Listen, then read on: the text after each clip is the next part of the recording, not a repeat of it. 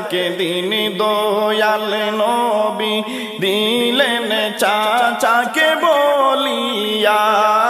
হঠাৎ থেকে দিন দয়াল নবী দিলেন চাচাকে বলিয়া হে গো একটা চাকরি ও গো চাচা একটা চাকরি ও গো চাচা দাও না